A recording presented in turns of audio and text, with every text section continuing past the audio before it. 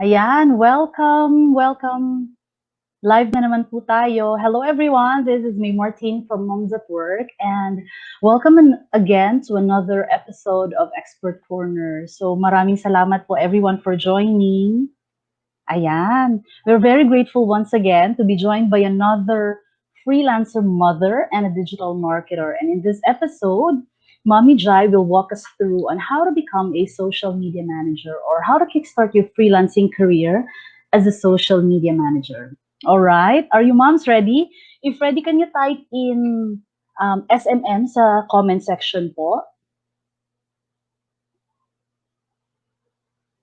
Yan, can you type in SMM sa comment section just to see if ready na kayo.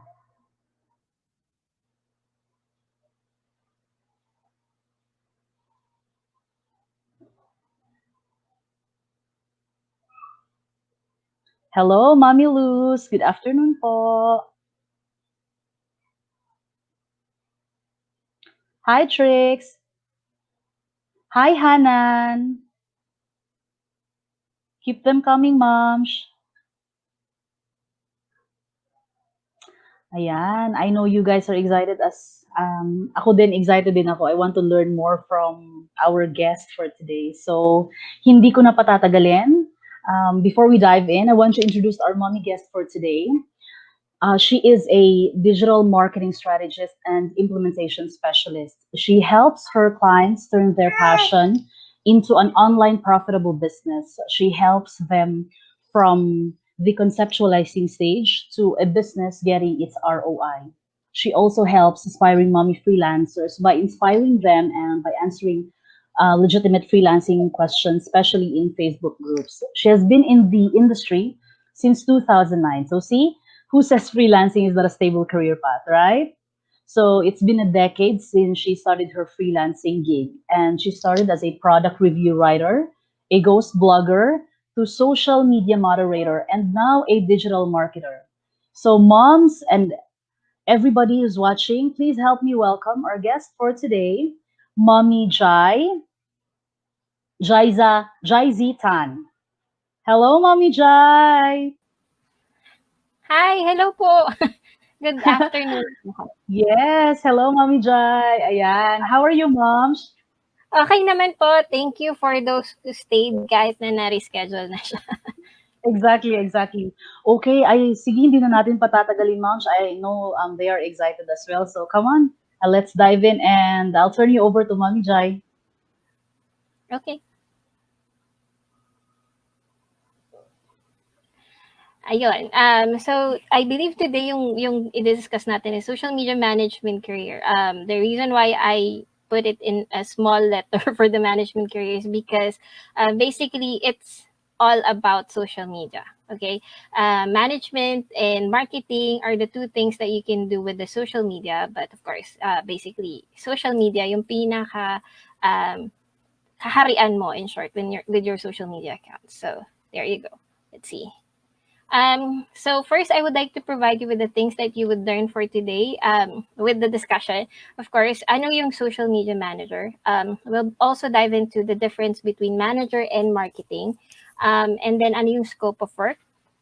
Ano yung career path mo from social media manager to being a digital marketer like me. How do you offer your services? If you are a social media manager or a moderator, how would you offer it? Of course, how would you create an experience, especially sa mga newbie na ang common concern lagi, of course, if you're applying is what are your experiences? And since sa newbie ka nga so wala ka pa experience. So we'll talk about how you can have an experience. I'll also provide you with the tips on how to create your portfolio, where you can apply, and also I'll give you an idea of with regards to courses that you can take or you should not take, or at least where you can get more informations for free. So there. So let me tell you about myself first. Mabilis lang to. So I'm JC. It's read as J and Z. Mahirap ang history. So there. Right now, ang passion ko is to build an income out of passion. Yun ang pinaka-goal ko. Kasi for me, whether it's for our client or for me myself, I wanted to make sure na yung passion ko yung pinagkakakitaan ko. I'm not sure if you've heard about it, but when you work about something that you want, you're actually not working at all. You're having fun. But if you're working for something na kinuha mo lang because yun ang uso, you're always gonna drag yourself and it's gonna stress you out. As a freelancer, since we're working at home, it's a must that we love what we do because, wala kang mapivent outan. Hindi ka pwede mag-vent out sa anak mo or sa asawa mo because they cannot understand those sticks. So there you go. I was a Navy Foreign Service student, undergrad ako. But as you can see, I have built my career online because with the foreigners, they are not very particular when it comes to having a certificate or having the TOR. As long as you can do the job and you're doing it great, and they are willing to support your success. I've also took certified interior designing sa Penn Foster. Back then, wala pa yung online learning, so that's kind of module thing na ginagawa nyo ngayon. And then, I also took a K-12 blended online learning. Basically, I took that course for my son because he's a homeschooler before. I've been in the call center industry for I think 5 to 6 years. I've been an agent, a supervisor, a QA, a manager. Naikot ko na lahat, nagsawa na ako. So I moved to the freelancing industry as what Mommy May said. I started as a writer, a reviewer, product reviewer. I know most of you would have heard about it. Basically, there would be clients who will be hiring you just to write a review for their products, and that's my first job, blogging and then ghostwriting. I've also been digital marketing. Well, actually, that's my current career right now. I'm a digital marketing strategist and implementation specialist. So what I do is when a client calls me for a consultation, I provide them a way for them to build their business or their passion online and create a passive income out of it. For mentorship programs, basically ang ginagawa ko sa mga mentorship program, I don't have a course, but what I normally do is I provide consultation for people who's doing the courses. For me kasi I don't have that much time yet to create the course. So basically, mas madali sa akin na tanungin niyo ako and I would respond through my messenger. So there. I'm also a podcast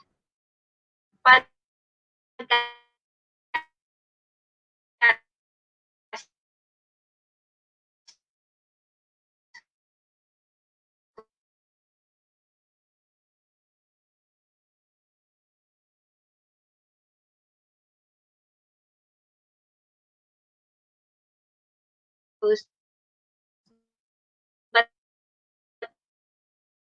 this yung topic nila. So ganun, parang taga-introduce ka na. Parang, ano man tawag doon? Party host.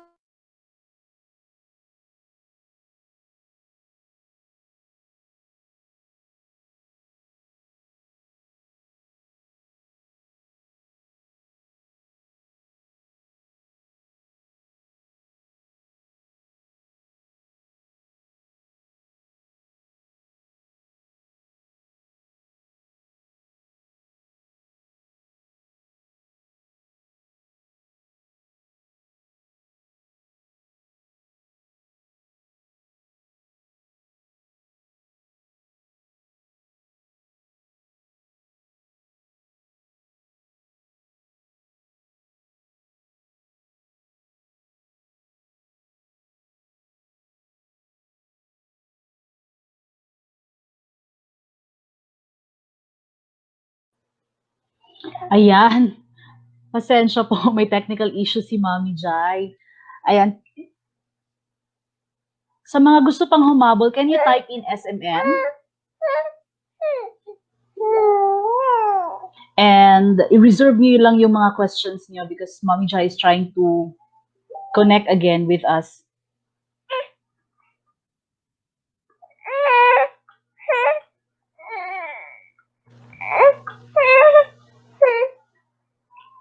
Ayan. Sorry po, nawala. It's okay, I'm sorry. Mom. It's okay, Mom. Ayan, sorry po, nawala. Ayan, nasan na ba ako? So, I'm a mom of 2 and a homeschooler. And then, I'm also a ghostwriter. Basically, if you've heard of the book Septimus, I've written the first part of it, but it was purchased. Hindi kasi ako naniniwala na if I put my name on it, someone would buy because I'm unknown. So I sold it. I never thought it would reach the market here in the Philippines.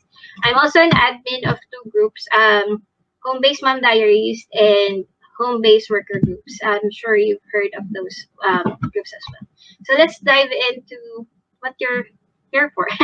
What is a social media manager? So basically, they're the people in charge of representing the company across all social media platforms. Or basically, kung anong social media account yung hawak ng client nyo or ng company nila. So they are the ones that's responding to comments, compiling campaigns, and most of the time, sila din yung gumagawa ng content at nagpo-post nun. There are times that you can provide ideas to the client to help them enhance their social media account, but there are also times that your client already knows what they need to do. But as a social media manager, basically your job is to make sure na yung online presence nila or yung PR nila online is good. Yun yung pinaka-importanting part doon. So basically, if may comment doon na pangit, ikaw ang dapat magtanggal ka agad noon, ikaw ang dapat pacify na. Ayan. So there, what is the difference between social media manager and a social media marketer? Okay, so both of them, pag in-abbreviate mo siya, is SMM. But it's actually different. The management part is basically managing the account itself. Comments, messages, posting, scheduling. Marketing is more on the ads na, more on getting the leads. Meron na siyang CTA, kumbaga call to action. So ayan. So, hindi lahat ng SMM ay social media manager at hindi lahat ng SMM ay social media marketing. So, there you go. Next, what are the scope of work? So, I think ito yung nabangan ng lahat. When you're a social media manager, you need to build a strategy for the post itself and creating the content itself. So, sa mga ganitong parte, you have to have a brainstorming with your clients. Of course, if you can get the information from them, mas maganda yan at mas makakatulong yan. Next, scheduling posts, managing comments, and messages. Again, why kasama yung PMs? Kasi there are customers na kapag nag-message sila tapos di mo sinasagot, they would post it in the comment section. So it is your job to make sure na nasasagot yon in a timely manner. Partly customer service siya, of course. So if you have an experience with customer service in this part, for sure, pasok ka na. So yan. Monitoring your KPIs. First, pag nag-post kayo sa social media pages, they would provide you with the analytics. The analytics would provide, the insight would provide you details such as ilan yung nag-likes, ano yung engagement doon, ano yung mga comments doon. And of course, it will also provide you kung gaano kadami yung changes noon from the last post that you've made. If you are a social media manager, of course, you are also managing campaigns. Campaigns in a sense of, let's say, may pa-like and share campaign siya. For this day, gusto niya na marami kang comments. For this day, gusto ng client mo maraming likes. You'll also be the one in charge of understanding the trend. Okay? There will be clients who would be considerate enough to provide you an update, but it is your job to be updated with the trends. And then, of course, your SEO. The SEO would fall in your content, your captions. So, pag nag-post kayo sa social media, meron kayo image na ganito. And then, may text siyang nakalagay.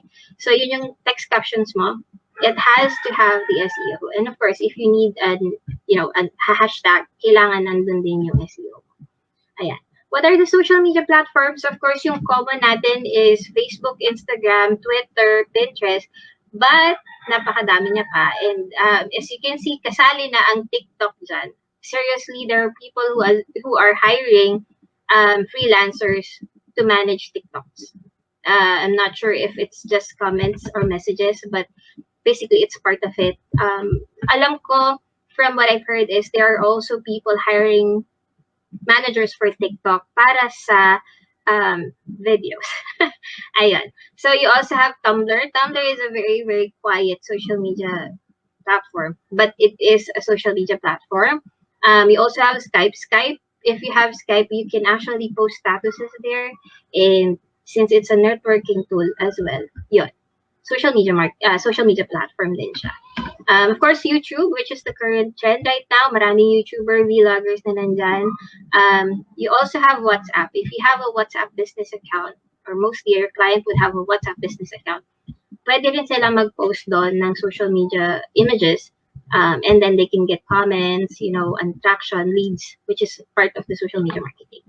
So there. Reddit and Quora is more of a forum site. So dito sa Quora at saka sa Reddit, hindi siya basta magpo-post ka lang ng image. This one is very, very, anong tawag doon? Very strict platform siya in a sense na lahat pinupuna kapag nag-post ka dyan. So this Reddit and Quora, you would only find customers who would need you for this na high-end na talaga sila. And if they would hire you for this, I promise you the pay would be higher compared to the other social media accounts. Kasi, yun nga, iba siya magpa-trending. So, next. So, kanina, nilagay natin yung scope of work. Now, let's understand yung bawat scope of work and how you can do it. First, yung building ng strategy and yung content mo. So, when you create a content, you have to understand ano muna yung tungkol sa client mo, yung company niya. You have to identify yung mga needs niya. Ano yung end goal for the month? So, most social media marketers would schedule post for a month. There would be marketers who would do it per day, per week, but to be effective and to be time efficient, it's best for you to strategize in a month. Mapupunan nyo yan sa mga known brands sa atin, mismo sa Philippines. Pagka magpapasko na, so ngayon magpapasko na, yung mga commercials natin from December 1 up until 25, may Christmas theme na siya. So it means it's planned in a month. Alam na nila kung anong gagawin nila. So yung client mo, if you have a client or if you're applying for a client, you have to understand kung ano yung end goal ng social media platforms niya. It also gives you an edge when you're pitching for service. Kasi if they see na you understand the business and you already have a strategy in mind, maganda additional yun. So there. You also have to keep in mind when you're creating a content, their branding colors, their fonts, and their templates. It's best for you to get it from them, especially if, let's say, magaling ka sa art, but you're not good with colors. I would honestly say I'm not good with colors. You can see with the slides. I'm not good with colors.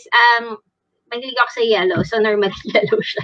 And not all clients would prefer that. So you would need to get their preferences para hindi masayang yung pagod mo kung maganda naman tas ayaw nila yung colors. So yun. Of course, you have to understand the flexibility of the post content. What I normally would tell my clients is for each post, you have to target 5 audiences. What are the 5 audiences? Yung audience na mahilig lang sa images. I'm one of them. Pag nakita ko yung image, interesado ako, tititiyak siya na matagal. Binabasa ko kung anong caption niya kasi na-enticed ako doon sa image. There are also clients na preferred nila yung video. Yung kahit walang kwento, kumbaga yung RC Color video na lahat tayo na-capture na ano yun, yun yung isa sa mga type of audiences. So there, may videos. You also have infographics. There are clients na, or audiences that would prefer na isang tingin mo lang nandun na lahat. Hindi mo na kailangang basahin pa yung caption or at least kung babasahin mo lang, extra details na lang. But you already know what you're gonna get from the content itself. You also have the audio. Yung iba naman, yung let's say yung mga taong hindi nakakakita, they would prefer an audio content. Which is, I think you could do podcast and a video na may additional caption siya doon. Or at least yung pag nag-discuss yung client mo when they're talking, yung more of, ang tawag doon, you can imagine kung ano yung sinasabi niya. Kasi most of those, especially for coaches, most of the coaches would just talk about the topic that they wanted to discuss, like what I'm doing right now. But basically, if you close your eyes and I keep on talking, would you stay connected? Yun yung dapat na ginagawa natin as a social media marketer. So there, you also need to understand the do's and don'ts. Ano ba yung mga do's and don'ts? Saan ka pwedeng kumuha ng article? Kasi baka yung nakikita mong mga articles na pwede mong i-share, hindi pala pwede sa kanya kasi competitor niya na, consider niya na palang competitor yun. Or may mga clients na ayaw nila nag-share ng mga hindi tungkol sa kanila. Meron din ng mga clients na gusto nila puro mukha nila yung nakashare doon. So you have to identify these things kapag gumagawa ka ng content para hindi masayang yung ginagawa mo. Of course, when you're doing the content, you're planning for the image, you're also planning for the caption. Next, yung hashtags niya. When you do the hashtags, Before it was just used, it was used for Twitter and Instagram. But Facebook is also using it right now for directory purposes. So sa Facebook, kung magpo-post si client, you have to know kung ano yung mga preferred hashtags nila. And ano yung mga SEO hashtags. SEO hashtags are the keywords na gusto nilang kapag tinype yun ng customer or ng target audience nila, lilitaw sila sa top. So yan, you have to understand those things. Of course, audience targeting, ano yung mga audience nila. Aside from the type of audience nila, kailangan maintindihan mo ano ba yan. Bibili ng products, bibili ng libro, o yung mga taong yan mga gusto ng self-help tools. So ayun yan. And then frequency of the post, aside from the request of your clients, kung ilan yung post na gusto nilang mangyari every day, you have to also make sure na naiintindihan niyo po kung ilang post lang ang pwede mangyari sa isang platform. For example, sa Facebook, you can actually post 5, maximum of 5 per day.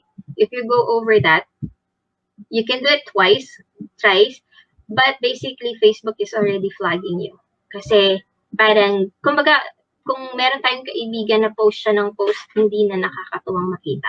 So that's actually, I have nothing against friends with posting regularly. It's just that, yun nga, if you're posting it regularly, at ikaw na lang nakikita dun sa newsfeed ng tao, parang hindi na nakakatuwa. Ang ending is i-unfollow ka or i-unlike ka. And we don't want that for our clients. So you have to make sure na, you are at the same page with your clients.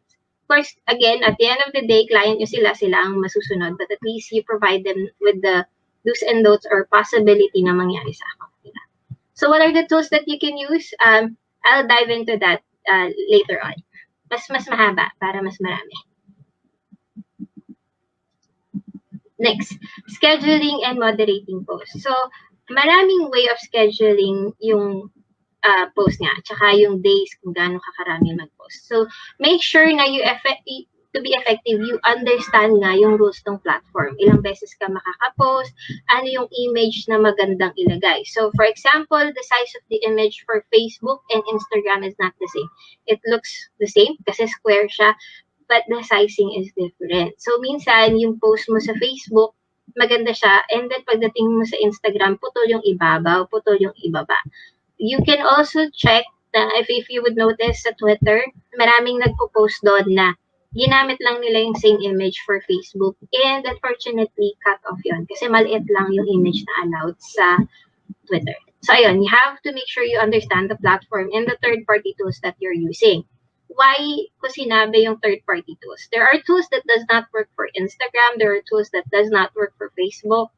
And there are so many tools that does not work for Pinterest. So, ayan. You have to understand kasi minsan may mga client na they already bought a third-party tool and unfortunately, hindi talaga siya mag-work. I would suggest always explore. And of course, you guys have your group. I believe there's also a Moms at Work group. You can always ask and I believe people will surely help you. There. So there, utilize the platform's knowledge base. There are courses available around the world, around YouTube, around Facebook. Actually, makikita niyan kahit sa Instagram, kahit sa Twitter. There are people offering courses, but it's best for you to utilize yung frequently asked questions ng bawat platform.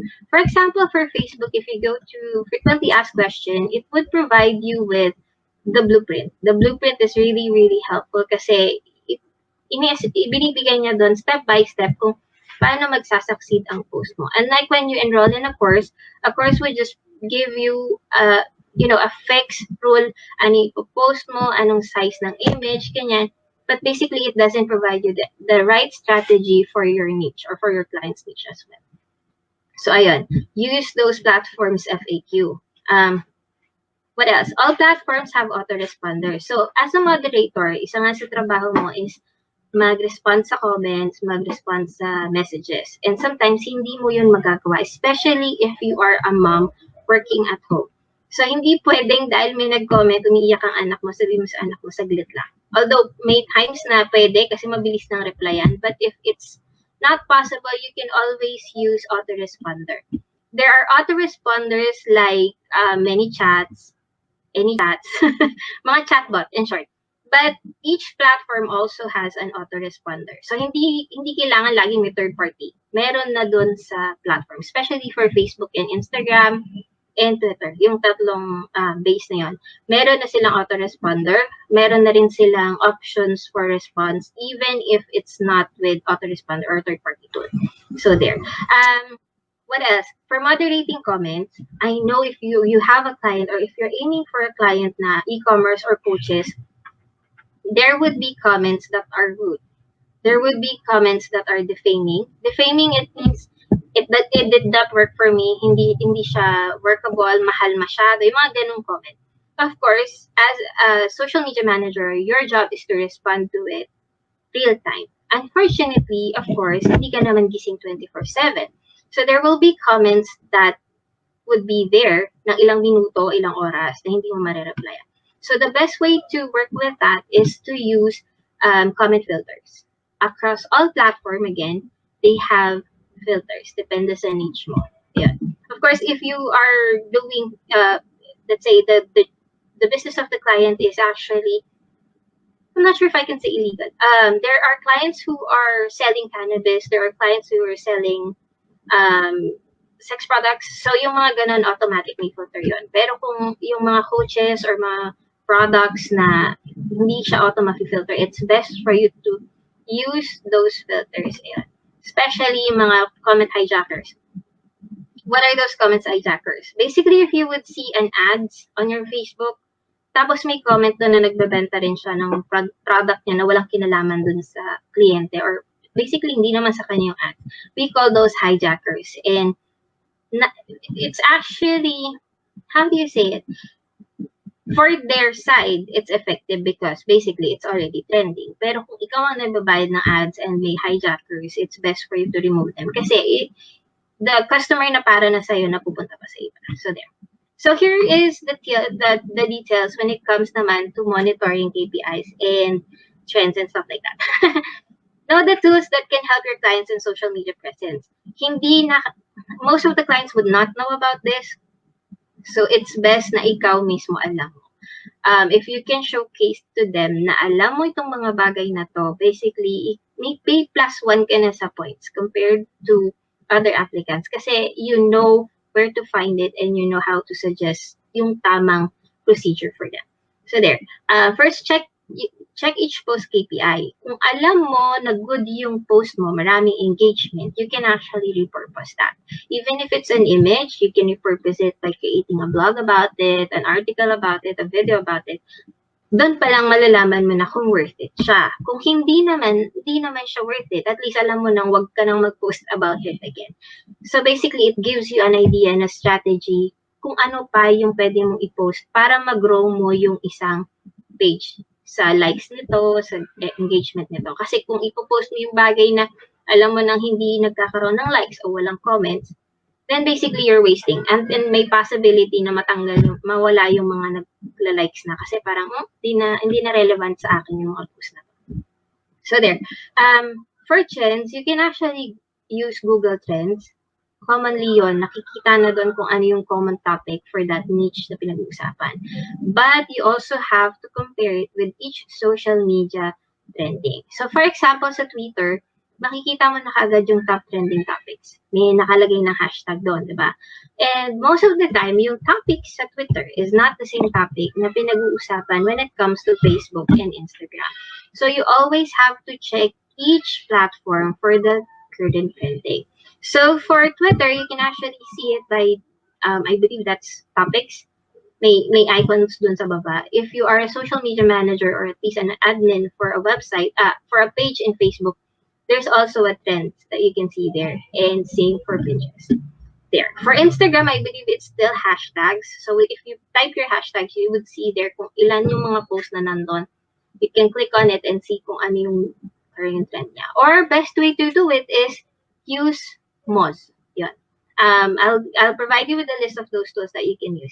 And then, of course, you always have to check your competitors' platform or pages. Why? Not because you wanted to copy, but because you wanted to understand the audience that they have. So basically, bakit yung mga audience nandun? You're offering the same thing. So with that understanding kung paano sila nagma-market, paano sila nag-post, ano yung engagement na ginagawa nila, you can already provide a feedback for your client and a recommendation for the next month's post or the week's post.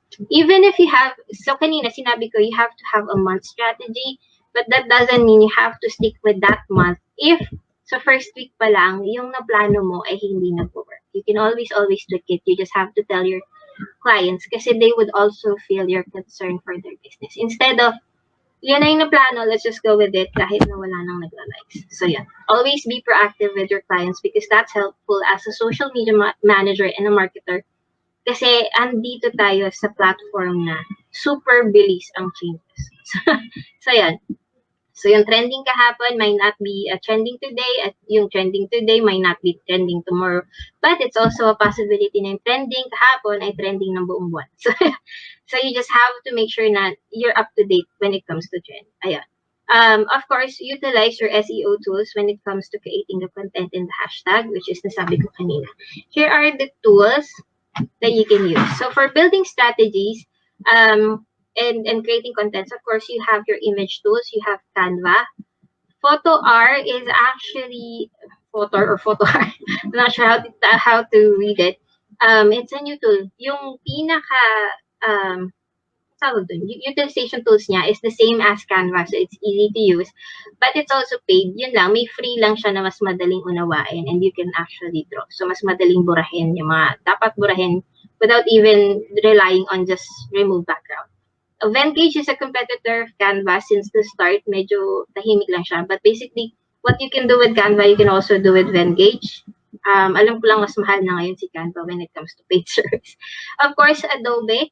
If you are, or if you have time, it's best if you learn Adobe. But malaking tulong siya. Even if there are so many helpful tools like Canva, after yung mga Filmora ganyan, Adobe Tools is still an additional when it comes to your portfolio. And when you know Adobe, you can ask for more dollars there.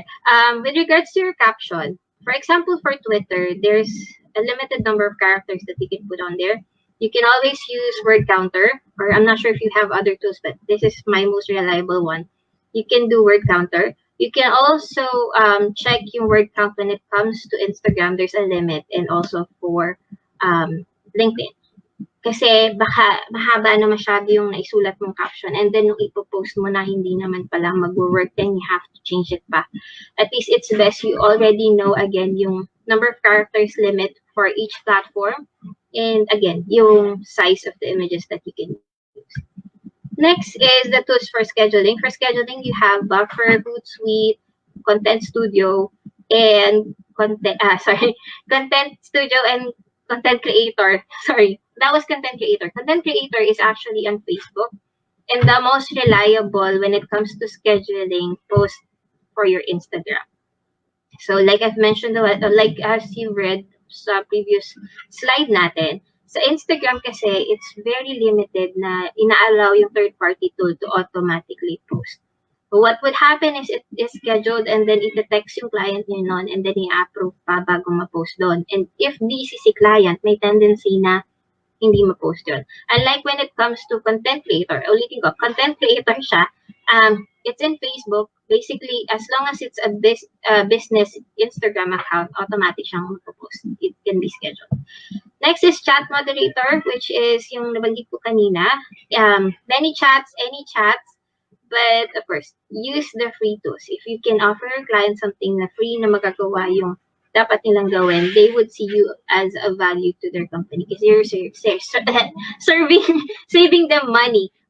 Also, just a tip, may mga client na because they appreciate na nakaka-save sila because of you, they give it to you as a tip or as a bonus. So, yeah.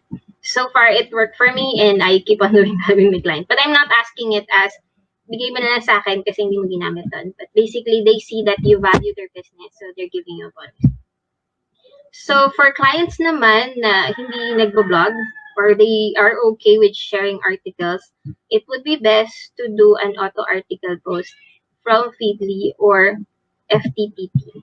Or that's how do you do this? If this and that. So there. So sa if this and that, basically gagawa ka lang ng command kung ano muna ang mangyayari at ano yung mga criteria bago siya mag-post sa social media account mo. And same goes for lakihan. Teka, try na. Hindi ko alam kung kaya. Teka. Ayan. Exit. Wait. Yan. Okay na? Mas malaki pa. Ayan. Thank you, Mami May. So, ayan, there.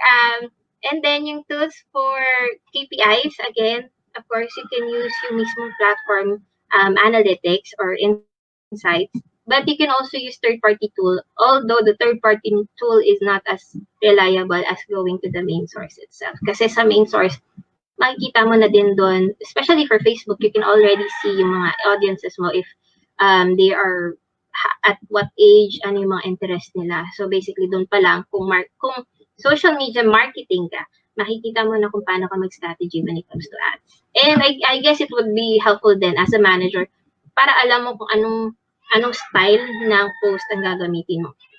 So for example, gardening tool ka, pero sa gardening tool mo, pero sa gardening tool mo, ang mas madalas na nandun ay babae instead of lalaki. Then you already know how to, utilize the words for your post. So there. Next is yung trends. Paano mo malalaman yung trends? Kagaya ng tinet ni Mami May dun sa baba. You can use Google Trends. You can also use SEMrush. SEMrush is a paid tool but meron naman siyang 7 days free. Kailangan mo lang marami-raming email. Ayan. And then Ubersuggest. Ubersuggest is actually free. Ayaw, umalis ng pusa ko. There. Next is analyzing competitors. Competitors, you can already see that from your insights. But if you wanted to go for the details as ano yung pinaka-current trending topic, ano yung pinaka-current trending post, you can go with your Moz. So, Moz.com. Basically, it would give you the details kung ano yung pinaka-trending social media article, blogs, kanya, saan siya na-share, ano yung current shares niya. So, there. Next is, ayan, your career map. Ang inaabangan career map, of course, kung hindi mo pa kaya mag-social media manager as a whole, you can start as a social media moderator. Kaya na sinabi ko kanina, if you have a social media, customer service background, pasok ka na dyan because basically your work is just to respond to messages and comments. Kapag may customer service background ka, you already know how to empathize, how to properly talk to your customers. But one thing you have to keep in mind though is the Filipinos are using US English. So make sure na yung client niya is also using US English, or if they are using UK English, at least ma-change nyo dun yung way of spelling nyo. An example would be memorize. So sa American or sa atin, it's with a Z. So for UK, it's with an S. So you have to make sure na you understand that when you apply or when you start working as a moderator, because dun pa lang nag-give way na kung yung nagre-respond is AVA or yung mismo may-ari ng company. Yeah. Next is, of course, the next path mo is social media manager. If you know the things na na-mention ko kanina and you think you can excel with that, of course, go for social media manager. Next step for that is the marketing. If you can offer everything and you can also create ads, then that's a plus plus. So basically, kanina yung sinabi natin, ang difference na social media marketing is they are creating campaigns that generate leads and sales. So yun. Next is platform specialist. I'm sure narinig nyo na yun. Meron tayong IG growth hacker, meron tayong Pinterest marketing specialist, meron tayong Facebook leads generator, ads expert. So yan, by platform na siya. Now, how do you go from a social media marketer to a digital marketer? If you understand how the marketing goes when it comes to your business. I'll give you an example. So kung kuwari, I am passionate about writing a book. So how would you market that? Kasi pag sinabing digital marketing, you're not just going with the social media platform, but you're also going with the email and other platforms na basically as a digital. So kailangan maunawaan mo rin yung website. As a social media marketer from platform specialist, you can grow as a web marketer. What does that do is doon sa website, imamap mo siya papunta sa social media. So that's already a web marketer. Next nun is email marketing and then digital marketing. But basically, it connects to everything as it starts with social media marketing. Marami lang siyang steps, but you can go from social media marketing to digital marketing. What I would not suggest though is jumping from one niche to another. Kung social media marketing ka, maging expert ka muna sa social media marketing before you jump to email marketing. The reason for that is if you keep on jumping, you're actually not having that big gem pagdating sa career portfolio. Kasi parang tumalon ka lang ng tumalon, wala kang naging expertise. So always at least master one bago ka tumalon. Kung na-master mo si social media, pagtalon mo sa email marketing, kahit basic lang nun ang matutunan mo, tumalon ka sa web marketing, basic lang din ang matutunan mo. But basically, yung social media marketing is the main core of digital marketing. Kasi when you are online, that's where you start. Social media.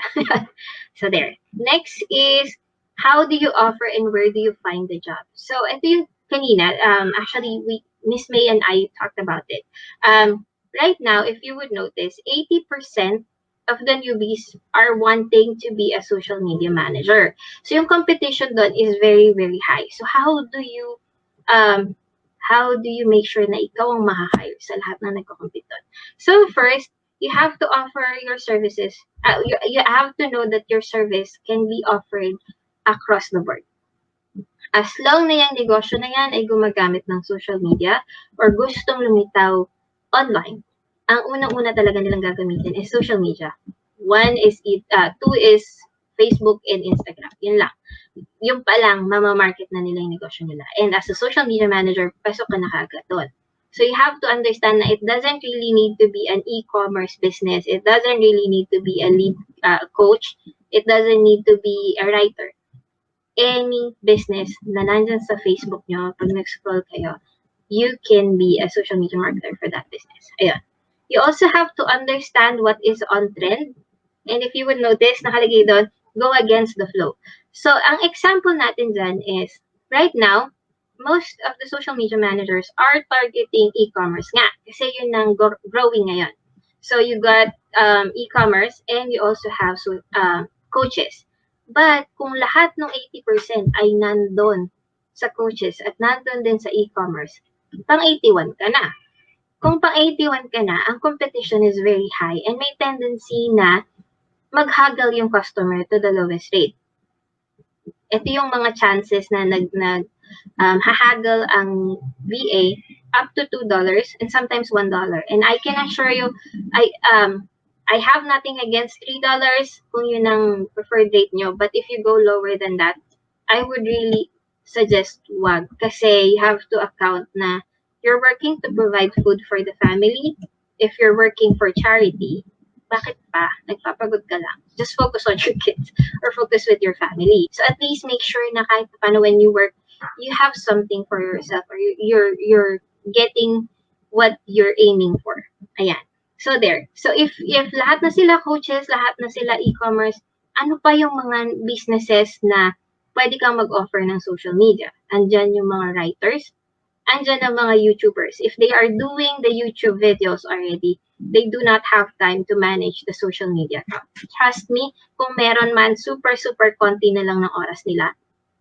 So you can check yourself there and offer your service.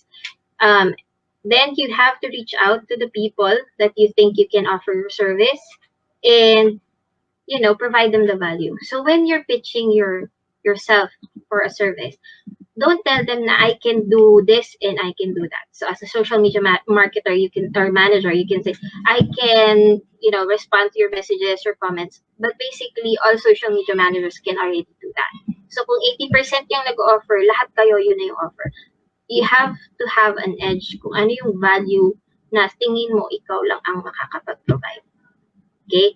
Ano yung mga bagay niyan? So basically, if you understand the trend of the market, you can say, if you hire me, I can provide you an up-to-date post that would be trending or that can go align with the trend according to your audience's needs. O yun. So yun, pwede mong gamitin yun. And then next, always make sure na hindi nyo iba-badmouth yung competitor nyo. So normally, when you're applying, a client would ask you, why should I hire you? And what's your edge against the other applicants? I would always suggest do not badmouth your competitor. Basically, hindi nyo naman sila nakita, hindi nyo rin alam ang portfolio nila. So don't do that. I'm going direct as don't do, not should. Kasi basically it's already showing your clients kung paano ka makipag-competitor. Paano ka makipag-deal sa competitors niya. Again, social media marketer tayo, and when we do something online, even if you delete it, pag may nakapag-screen cap yan, it could trend. So, yun. So, doon pa lang, makikita na sa'yo ng client kung paano ka maging moderator, paano ka mag-market ng business niya. So, instead of saying, I can do this, I can do that, above them, or I can do better, just go with the value that you can provide them. Yeah. So, there. If you think that you cannot offer the entire service, let's say, sobrang hirap talaga mag-apply, Miss JC, talagang walang nag-hire sa akin as a social media manager. You don't have to give up. You can actually offer the services ng by parts. So basically, if you can create an image content, you can offer that sa platforms ng freelancing. You can also offer it on Facebook, on Instagram. If you have seen yung mga 30 days social media plans, those are just images. Walang caption doon, or if meron man super content, you can actually do that too. So there. Where can you apply? You can apply, of course, online freelancing platform. Andyan ang Upwork, online jobs, freelancers, super dami, pati guru. But you can also pitch your service through LinkedIn, through Facebook, through Twitter, and Instagram. Kasi again, it's a social media platform. You will find businesses na nasa Instagram lang. You will find businesses na nasa Twitter lang at doon lang siya nag-excel, or nasa Facebook lang. If you find those clients, you just have to see paano mo may offer ng service mo na makikita niyang kailangan ka niya. Yun yung pinaka-importante when you're applying. I think across all jobs, when you can prove na kailangan ka niya, not because of what you can do, but what value you can provide to the business, your chances of getting hired is higher compared to the 80%. So that. Next, tips on how to build your portfolio. You can compile your work. Hindi na siya well, it's good if you can create a website for your portfolio, but it's not necessary. Honestly, yung portfolio ko is on a Google Docs. Naka-Google Docs lang talaga siya kasi sa sobrang dami niya, kung hihiwa-hiwalayin ko siya, I don't think that the prospect clients would like that. So, pwede siya, kahit sabihin mo sa Google Docs lang siya, ilagay mo dun yung mga image na nagawa mo na. Basically, kung gumawa ka ng image to greet your family sa Facebook na may konting graphics dyan, you can use that as part of your portfolio na rin.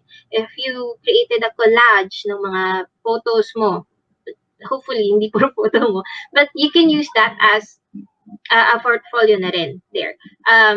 Again, hindi required to put it on a website. Hindi siya required na naka-Instagram siya o naka-Pinterest siya. As long as you can showcase kung ano yung pinaka-ima-market mo, then that would help. Next, yung expertise mo. Of course, kung expertise mo ang Facebook, I believe marami ang expert sa Facebook. So, yun. Pwede mo nang wait.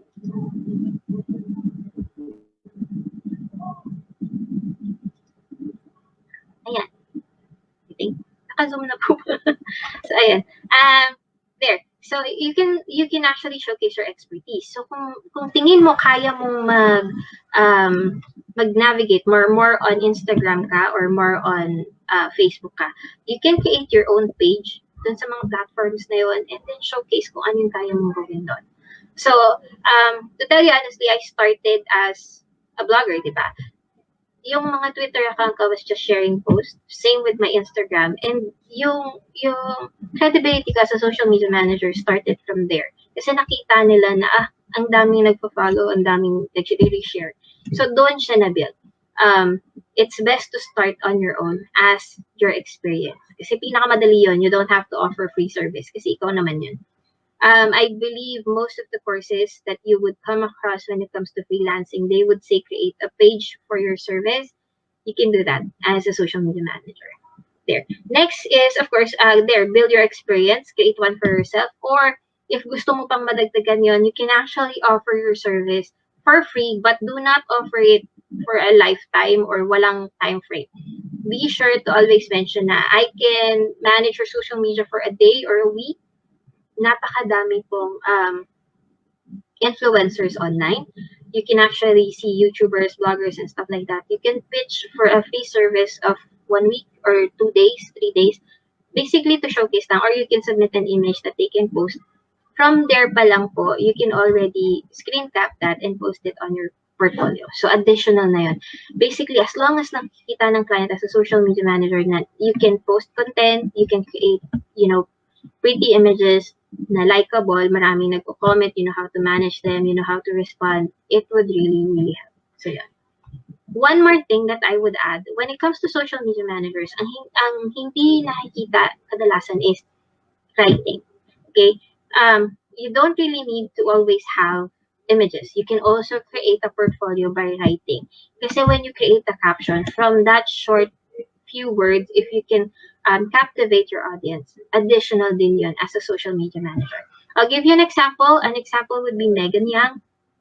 Megan Young is very good when it comes to Twitter. So, sobrang liit ng character na yun. Yung essence nung dapat niyang sabihin na ang isang tao, it would take, isang page. Sa kanya, nagagawa niya in a few words. And from that, nakikita na yung traction. So, if you would visit Megan Young's Twitter, hindi siya katulad na ibang Twitter na may post, tapos may comment, tapos yung dead karugtong lang. Yung sa kanya, isa lang. Saan doon na yung essence? It's actually one of the reasons why she won as a Miss Universe kasi within that short period of time, nagawa niya sabihin yung essence ng gusto niya sabihin. So, yun. It also works for us as a social media marketer. So, if single kayo at planong mag-Miss Universe, ayan, yun na yung practice niya. So, there. Next. So, how do you handle rejections? Ito na nga. Dahil napakadami nyo as a social media marketer, paano ka mag-handle ng rejections? Most of the rejections you would hear is yung value ng price ng per hour nyo. So, many would say masyadong mahal. Many would say nasa third world country ka. So, how would you defend yourself? Basically, just tell them that even if you are in a third world country, you're providing services that is for the first world country. So, yun. It doesn't really mean na nasa third world tayo, hindi na tayo kumakain. So, there. And also, if you can back up your claims with your portfolio, napakadali sila makonvince. Ayan. I would also suggest that have that thing na parang yun na yung it would draw the line that you would walk away. So if the offer is like less than $3, please walk away. We were not providing charity case. Need tayo charity case. So always ask for $3 or more. If they're asking for training, of course, make sure that you have a time frame. So kung sinabi nila, ang rejection nila sa'yo is, I will not pay you this much muna sa simula kasi wala kang experience, always have a time frame. Make sure na ilang linggo lang. Hindi yung hanggat nasa training ka. Kasi ang tanong, hanggang kailan tayo magte-training. So you have to ask, gaano katagal yung training na i-offer mo yung service mo for free. Diba? Kasi kung sinabi niya, I'll give you $2 during the training period and after 3 months, I will raise you with $3 or $4 per hour. Parang, teka lang, ilang buwan kang $1. You cannot say sa bill mo sa Meralco na, $1 lang ako ngayon so kalahati lang muna yung pera ko. For sure, mapuputol yun. So, you make sure that you know how to defend your rates when it comes to client's rejection. Again, as long as may portfolio ka, even if you are inexperienced, kung hindi talaga niya kaya yung rate niya, you don't have to really go down for that. Sabi nga, may nabasa ako na their capacity to pay does not define the product that you can provide. So basically, kung binigyan ka nila ng $1 per hour, hindi naman ibig sabihin nun na ang ibibigay mong result ay pang $1. Kasi at the end of the day, portfolio mo yon. If pangit ang lumitaw doon, sa'yo rin babalik. So you're providing a quality service din naman. So at least get the right payment for it. There. May iba pa ba ang rejections sa tingin nyo na dapat i-address? Comment na lang po. Next, so how would you succeed? How would you continue to succeed as a social media marketer or at least in the marketing business? Keep learning. Yun ang masasabi ko. Within the digital industry, sabi ko nga, it continues to change. So yung Facebook natin, bago nagsimula ang November, sa look ng Facebook natin by the end of December is already different. Same goes with the logo of LinkedIn. Ganon siya kabilis magbago. So we need to make sure that we are up to date. So we are providing up to date changes for our clients. So there. Next, know your resources. Okay? It's good if you have a group na you can ask, but at the end of the day, if you know where to find the answers, then that would be better. What I normally tell my mentees is you have to make sure na you find Google as your best friend. Okay? Yung alam ko, alam ng ibang mga influencers or ibang mga trainers, nasa Google lang yun. So as long as you know how to find those things on Google, mas marami kang answer na makikita. Because if you ask me right now with a certain question, opinion ko ang may bibigay ko sa'yo or based sa nalalaman ko.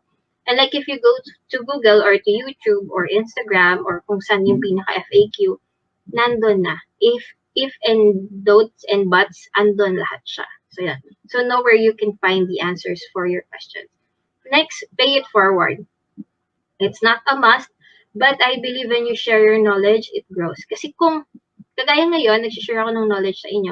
At the same time, nakikita ko sa comments kung ano pa yung mga dapat kong maintindihan. Baka hindi ko pa siya alam. So when you share, you're actually growing and you're helping other people to grow.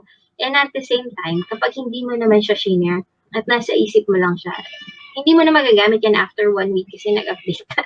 So might as well share it. I'm not sure what would be the reaction, but I would say if God gave you that blessing, isn't it great to be a blessing as well? So always share. Yeah. Should I take a course? I have nothing against any courses, but always make sure na when you take a course, it is something at the level of your understanding. Kung alam mo naman na magpatakbo ng Facebook, paano mag-post, paano mag-comment, why would you even enroll in a course na yung buong isang linggo, yun lang ang pagkaaralan? Go for a course na at par sa level ng knowledge mo na para hindi masayang yung binabayad mo. What else?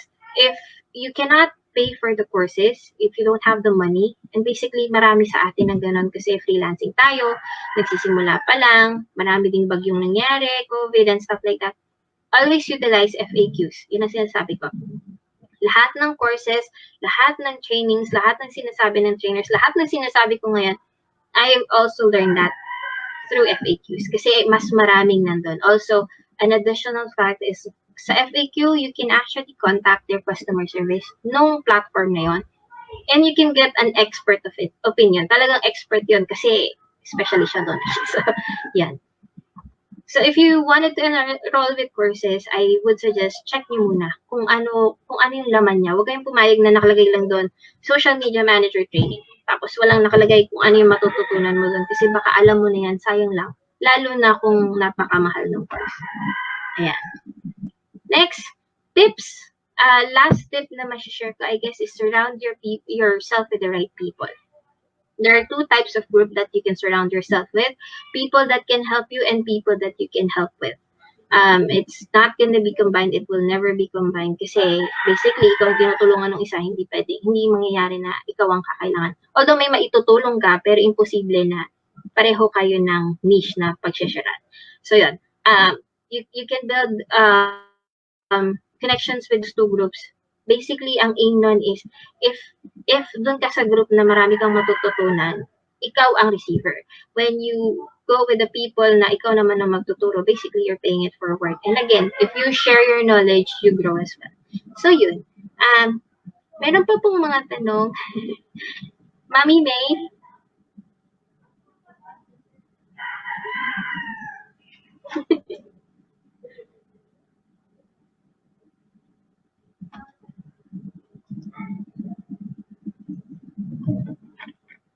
Ay, di kita marinig, Mami. Wait. Ayan. Ayun. Mami? Ayan. Ayan, dinig na kita. Sabi ko, grabe, jump pack, Mami. Very detailed, no? Very Ayan. detailed. Ang ganda-ganda ng discussion. So, merong question dito from PJ. Sabi niya, meron ba daw webinar that offer free course for social media moderator? I'm not sure if meron, but I am sure Mami May can do something for you. Yeah. Yeah, we will find ways. Moms at Work will find ways. Ayan. Wala pong hello? Ayan. Sabi ni PJ, wala daw audio. Hang on, hang on. Okay na? Ayan, okay na? Can you hear us na? Okay, may question naman dito si Mommy Luz. Sabi niya, meron ba daw tools needed for SMM or merong free tools? I think she's referring to a free tool siguro. Actually, lahat ng tools free. You just have to find the free ones. Kasi, syempre, mas maraming marketing yung paid kaysa sa free. Example would be Canva. Canva is free when you're designing the images. I believe Filmora is free. May free siya, may paid siya. So, pag Filmora free, meron siyang watermark. Pag paid, of course, wala siyang watermark. If you don't want to go there, YouTube offers video editor which is free. Medyo konti lang nga yung options. So, ayan. So, there you I go. see. Okay, sana nasagot yun, Moms. May question dito from Trix. Anong steps po ang tinake niyo to transition from being a call center work to freelancers? Kasi many are afraid to take the leap. Wala. Wala po. Ang naiisip ko lang at the end of the day is kailangan nila ako. Don't think of it as ikaw ang may kailangan sa kanila kasi matatakot ka. Think of it as sila ang may kailangan sa'yo kasi sila yung nag-post ng job, hindi naman ikaw. You just have to make sure na kaya mong i-explain ang sarili mo. Wag mong isipin yung pressure na dahil call center ako, I must get the job kasi magaling ako mag-English. No, hindi necessary yon. As long as you have the skill and you have the right mindset, na yun nga, hindi ikaw may kailangan sa kanila kung hindi sila ang may kailangan sa'yo. I think mas madali ring mag-negotiate pag ganun yung thinking. I think that's really true, Mom. I so agree with you. Kasi yun din ang ine-emphasize ko sa Moms at Work. Like, if from day one, you really have to be clear with your mindset. Ano ka ba? Is it, entrepreneurial mindset or employee mindset? Because somehow it affects also our pricing strategy when you price ourselves, no? And what we can bring to the table. Yourself. Exactly. Yung mo. Kasi kung iniisip mo, magiging empleyado ako nito. That's why we don't call our clients sir and ma'am. Actually, I only call my clients sir and ma'am kung napakalaki na ng respeto ko sa kanila. And I say malaking respeto in a sense na nakikita ko talagang yung business nila is helping not only me but also the other people. I call them sir and ma'am.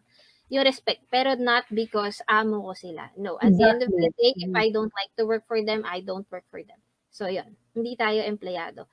I think the best way to put it, which is also negative, the best way to put it is, hindi ka kasi empleyado. You're not being paid with special government mandated benefits.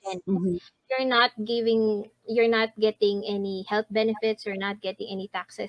So at the end of the day, kumbaga nagbenta ka ng itlog, bumili sila ng itlog, yun na yun. Walang extra. That's really true, Moms.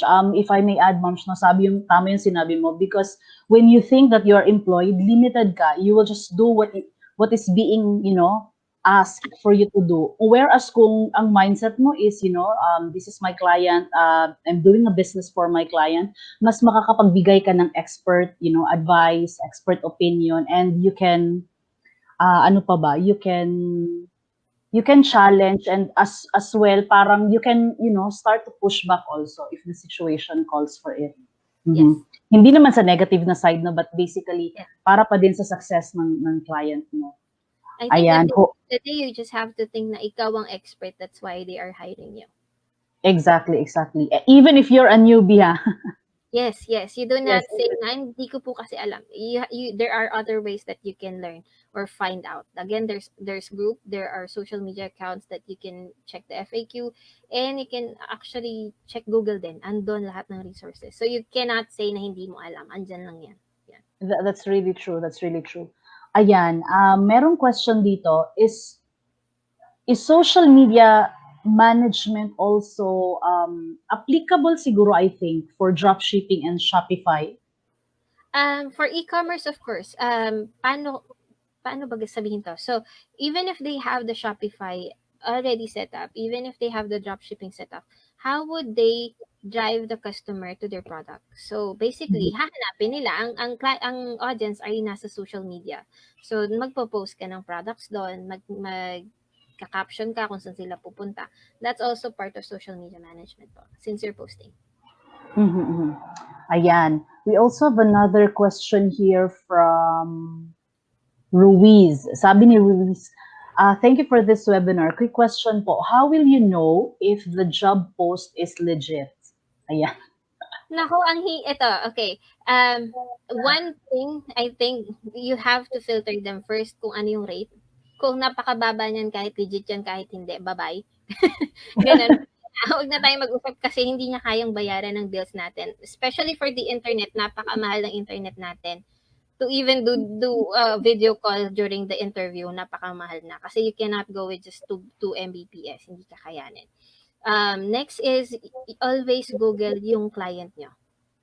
Have a LinkedIn account and have Google searches. Search niyo yung website doon. For sure, meron ng mga reviews yan. May nauna na sa inyo. Second is yung LinkedIn account. Kung yung client nyo, hindi nyo makita sa LinkedIn. Kasi LinkedIn is like a job street for foreigners. Lahat ng professional portfolio profiles nandun. So, kung hindi mo sila makita doon, you have to ask. Kasi, bakit wala siyang pangalan somewhere? So, ayan. And of course, kung pakiramdam mo talaga ay hindi siya legit, wag ka na magpagod. Wag ka na magpagod kasi malamang hindi. Ayan. Also, Reese, if I may add, no, we have curated some of the tips na how to spot yun, how to spot or how to know if the job posting is legit. I will try to share it to you later sa comment section. But thank you for your question, Riz. We have another question here. How to pitch po your skills that you learned from all the webinars attended pero walang experience in BPO or online work?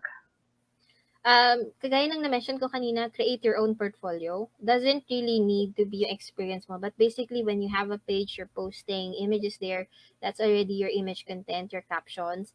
If you can offer free service for a day or two, then that would be an additional experience. And of course, if you can showcase, basically, if you can show them that you understand what you're gonna do, that's already an experience from them. Paano ko ba sasabihin? Ang isang writer ng libro, hindi siya inaaral actually. Wala tayong makikitang course on how to be an author. Walang gana. They already do it, they write it, and then binibili ng customer because they see the value on it. Yun ang way natin as a freelancer. So, wala man tayong experience, we have to create and showcase kung ano yung alam na natin, and then we just have to show them the value of getting you as their VA. Ayan. We have another question from Trix. Would you suggest na mag-focus muna sa isa or dalawang platforms when starting out as a social media manager or social media moderator? Actually, nung nag-start ako, based on my experience, I used all social media platforms, including Snapchat, which is I'm never successful. Di ko siya naintindihan. I even tried TikTok, hindi rin ako successful. I tried everything. I tried Instagram, Twitter, Facebook. Pag kasi ginawa mo yon, you would know kung ano yung specialty mo. Remember dun sa career path na nilagay ko, yung pang-apat doon is yung specialization mo na sa platform. From running across all those social media platforms, you already know kung saan ka mag-excel. Honestly, hindi ako nag-excel sa Facebook. Instagram and Twitter, kaya ko siyang pag-grow, pero sa Facebook, medyo matagal. I guess kasi yung competition right now with Facebook, everyone is on. Ma'am, sundutan ko rin yung question mo, ma'am. For example, pwede ba siya pagsabayin like 4 to 5? Pwede? Yes. And then until ma-realize mo what suits best sa'yo, no? Opo. Kasi makikita mo na doon kung saan ka nakakakuha ng audiences. At the same time, since napapractice mo, nalalaman mo kung paano ka makakagrow doon.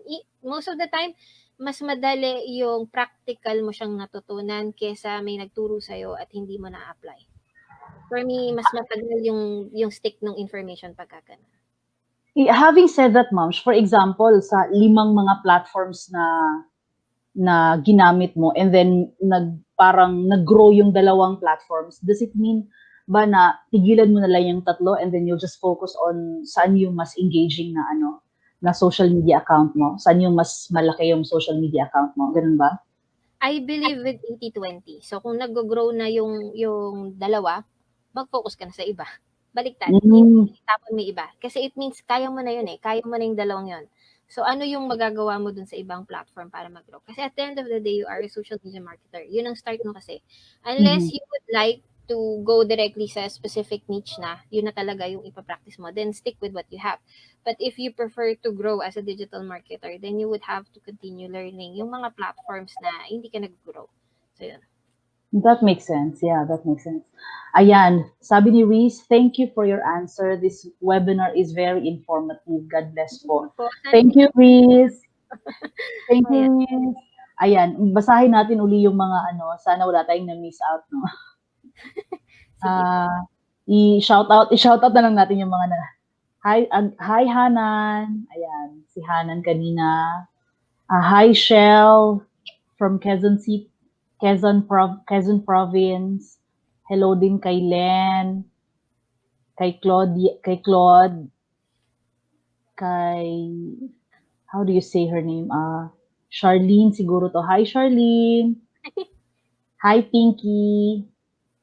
And hi Jella, she's watching from Bicol Province. May tanong Sino pa ba? Nadaanan Hi Rebecca. Yes, ma'am. Sabi niya, what are the common problems encountered in social media management? Ay, oo, na-miss natin yan. Yes. What are the common problems? The common problem is your client. I'm just kidding. Although, yes, you have to set kasi yung expectation ni client sa reality. May mga client na tipong kaka-hire ka lang niya kahapon. Gusto niya in 1 week, meron na siyang 1 million followers. Merong mga client that they would prefer likes than engagement. So, setting your client's expectation is the first problem that you would have. Second is, of course, maintaining yung insights, yung traction. Kasi, I'm not sure if you are familiar with pages na last year, I think, I'm sorry kung may ma-offend ako, but I would give an example with Davao Conyo. Davao Conyo has been trending for the first half of this year. And then, after the half, wala na. So, as a social media manager, it's your job to make sure na lagi siyang at the top. So, yun. Yun ang isa sa mga concerns. You can actually resolve that by understanding the current trend. Huwag kang mag-against the trend when it comes to posting kasi, of course, ang mangyayari kasi if against ka sa trend, unti-unting nawawala yung followers mo. Audience mo. Kasi dito ka sa newsfeed ko, tapos hindi ko gusto yung pinopost mo, I would unfollow you. Or if parang spam ka na lang, I would unfollow you. And like if current pa rin siya in trending, I would give an example, Senyora Santillana. Yeah. True. Even bihira siyang lumilitaw, basically pag nakita mo siya sa comment, oh, si Senyora to. Kahit wala ka namang alam sa pinagpo-post niya. So, it's actually the social media marketer's job or the manager's job to keep you in trend or to keep the company in trend. Yeah. That's really interesting, ma'am. Hello din kay Najur. Hi again kay Riz. Sino pa ba? Ayan, sabi ni Claude dito, this webinar is very helpful. Thank you, Claude. Meron pa ba? Hello, Maureen. Thank you po sa free webinar. Sabi ni PJ, this is very informative na webinar. Thank you. To Aying, so informative. Thank you, Moms. Ayan. Meron pa ba kayong questions? Very, very interesting, Moms. Kahit nga ako, I'm learning a lot because as far as Moms at Work is concerned, meron din kaming mga iba't ibang platforms. So meron kaming Twitter, we're on YouTube, we're on IG, Facebook, and LinkedIn. So napapansin din namin kung saan kami, alam mo yun, saan yung mataas na engagement namin. Oo. All the while, I thought na because mas okay na kami sa Facebook somehow, iwan na lang natin yung iba. But yeah, it's also a good point that, since meron naman ng following ang Facebook, might as well focus dun sa ibang pagpapagrow ng ibang platforms namin. Kasi kumbaga sa Facebook po, meron ka ng consistent audience. So yung mga audience mo, pag nag-post ka, auto-share na. Kung mag-share na talaga sila, may conversation na. Unlike kay IG, kung bakit kailangan mo siyang tutukan pa is, of course, wala pang masyadong attention doon. So yun. mas better if okay na yung isa, mag-focus ka na sa iba. Kumbaga, I would use as an example yung anak natin. Yung anak natin kaya nang magugas ng puwet niya. Sorry for the term. Or kaya niya na kumakain isa, hindi mo na siya iintindihin. So, ang iintindihin mo is yung hindi pa marunong magsubo. Hindi mo pwedeng sabihin na, ang tagal niyang matuto magsubo, bahala na siya sa buhay niya, ito na lang ako sa marunong, 'di ba? So, I think that's true. when it comes to social media. True. That's really true. Hello, Alex. Hello, Alexandria. Sabi dito ni Mami Luz, thank you very much, Coach Jai. I'm so impressed with your ability to deliver this webinar, which is very necessary nowadays, and you're very expert in your field. Your time and effort is very much appreciated. Thank you po. Ayan. Hi, Alex. Sayang daw na late siya. Yes, Trix. May advice po ba kayo sa pagpapackage ng services as a social media manager? Yes, this is very good question. Sa pagpa-package po, if you can do, I would say, pumunta ka sa Fiverr. Sa Fiverr kasi, you would see there yung per part of the services that you can provide. So, you would see there, may mga gumagawa ng images lang, may mga gumagawa ng comments lang, may mga gumagawa ng marketing. And then, i-summarize mo kung anong presyo na better sa'yo. And you can this is something that I just did sa isang pitch ko.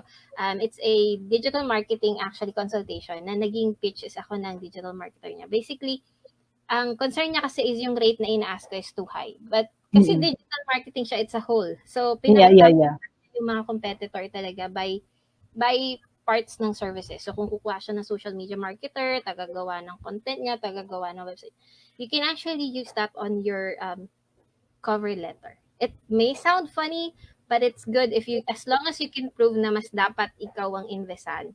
It's good if you can put that on your cover letter na if you hire someone to do your post lang, yung images lang, ito ang rate niya at ilan lang magagawa niya.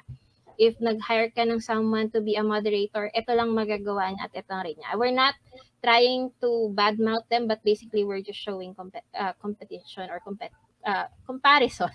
Yan. So, pag nakita kasi nila yon, at as much as they would want to object, if it already justifies kung bakit gano'n yung rate na ina-ask mo. So, yun. Yeah, that's really true. Explanation yun, no? Kaysa ipilit mo na, kasi ganito na yung current rate o kasi ito yung kaya kong gawin. If you can show them na, if you hire isa-isa, mas mahal yun kaysa i-hire mo na lang ako. Mamahalin pa kita. May hugot, Totoo, ayan. Meron pa ba kayong mga questions, ma'am? Sana, I'm really sure marami kayong napulot na mga gold nuggets, no? Very, very informative yung ating webinar today. Do you still have questions, mommies? Wala na ata, nag-uusap sila ngayon. Anyway, kung wala na, we will... Ayan, thank you. Thank you to Trix. Ayan, kung wala na kayong questions, thank you everyone, mommies, for standing by. Parang wala talagang umalis, nanonood talaga. So, salamat. Thank you so much for watching. And hopefully, we will see you again next Friday because meron na naman tayong free webinar and Mommy MK will walk us through the basics on Mommy MK, how to start working from home. So once again, Mommy Jai, thank you so much for being with us. Yeah, thank you so much. Yes, thank you, Deng. Thanks, Coach, and thank you, Moms at Work. Thank you, Deng. And thank you also, TJ. Thank you, everyone, moms. Thank you. It's once again, this is me, Martin, from Moms at Work with Mommy Jai, and we're sending happy Sunday to everyone. Happy Sunday. Bye. Bye-bye.